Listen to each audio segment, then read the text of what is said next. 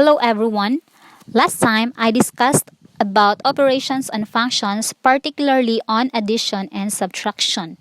So this time I'll be sharing to you about multiplication and division. Operations on functions. Let f and g be any functions. The product of two functions is defined by the following: f of x times g of x. Well, the quotient of two functions is defined by the following: f of x over g of x, where g of x is not equal to 0. Make sure that the denominator will not become 0 because it can make the function undefined. Let us have some practical exercises so that it would be easy to understand. So we have here the given functions f, g, h, and m, and we need to solve 4 exercises. So don't worry, I'll be sharing or I'll be discussing this to you one by one. Let's start with exercise A. For exercise A, we need to find the product of functions f and g. In this particular step, this tells us about the definition of product of functions. F of x based on the given is 2x plus 10, while g of x is equal to 2x. So next step is to apply the distributive property wherein the first factor is to be distributed to the second factor, or the terms in the first factor is to be distributed to the second factor. So we have 2x times 2x is 4x squared. 10 times 2x is 20x. Now, this step could be skipped, but if you find this step helpful, then you may not omit this one. So the product of the functions f and g is 4x squared plus 20x. It's very easy, right?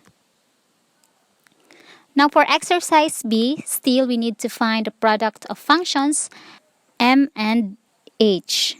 M of x is x minus 5, while h of x is 2x squared minus x plus 3. Next step is again to apply the distributive property.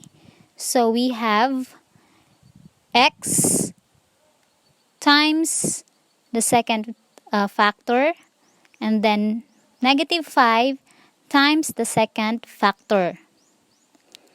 Now multiplying, we have x times 2x squared is 2x cubed, x times negative x is negative x squared, x times positive 3 is positive 3x. Next, negative 5 times 2x squared is negative 10x squared. Negative 5 times negative x is positive 5x. Negative 5 times positive 3 is negative 15.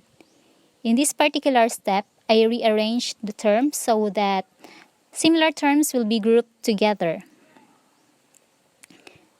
Simplifying, we have 2x cubed. Negative x squared minus 10x squared is negative 11x squared. 3x plus 5x is 8x, and then minus 15.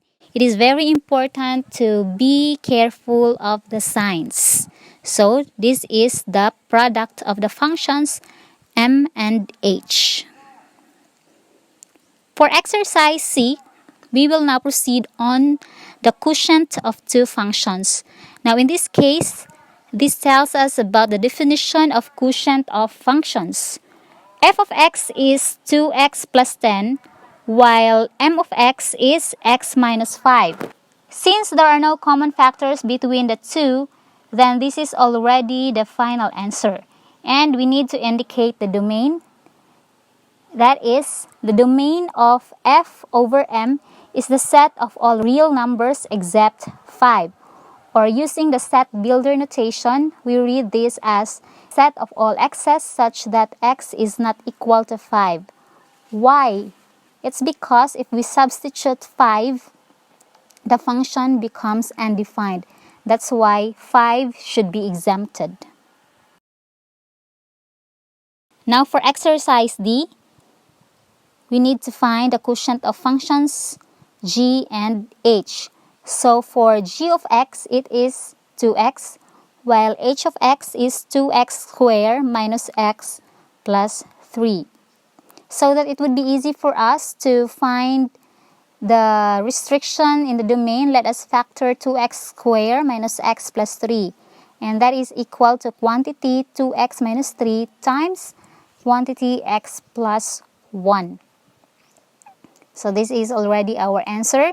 The domain of G over H is the set of all real numbers except 3 halves and negative 1.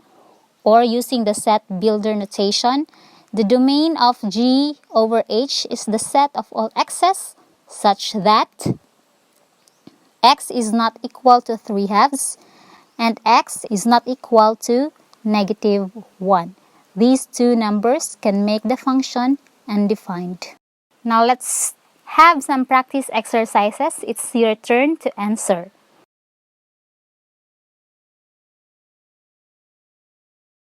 If you are done, then let's check it. And these are the answers.